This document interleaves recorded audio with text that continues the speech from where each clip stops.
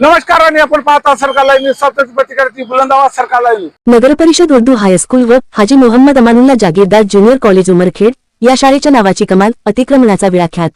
सदर उर्दू शाळेच्या नावाच्या कमानीवर स्थानिक दुकानदारांनी आपल्या दुकानाचा नावाचे बोर्ड मोठ्या प्रमाणावर लावून शाळेचे नाव दिसेना केले आहे। तसेच एमएसईबीच्या महावितरणचे लाईनीचे खांब शाळेच्या कमानीवर वाकून चुकलेल्या स्थितीत आपण दृश्यात पाहू शकतात। शाळकरी विद्यार्थ्यांच्या शाळेच्या मार्गावर येथील स्थानिक दुकानदार व त्यांचे ग्राहक आपली वाहने रस्त्यामध्ये उभी करून शाळकरी विद्यार्थ्यांना शाळेच्या रस्त्यावर ये-जा करण्याकरिता अडचण निर्माण करत आहे। जर समजा कमानीवर लावले दुकानाचे बोर्ड तुटून किंवा निसटून शाळेत जाणाऱ्या विद्यार्थ्यावर पडले तर त्याला जबाबदार कोण? किंवा कमानीवर चुकलेल्या अवस्थेत असलेला विजेचा खांब पडला किंवा चालू लाईनीचा विजेचा तार तुटून रस्त्यावर जाणाऱ्या शाळकरी विद्यार्थ्यावर पडला किंवा कमान तुटून काही अनुचित प्रकार घडला तर त्याला जबाबदार कोण? या दुकानदारांना शाळेच्या नावाचा कमानीवर आपल्या दुकानाचा बोर्ड लावण्याचा अधिकार कोणी दिले आहे? असे सवाल संतप्त पालकांनी उपस्थित केले आहे।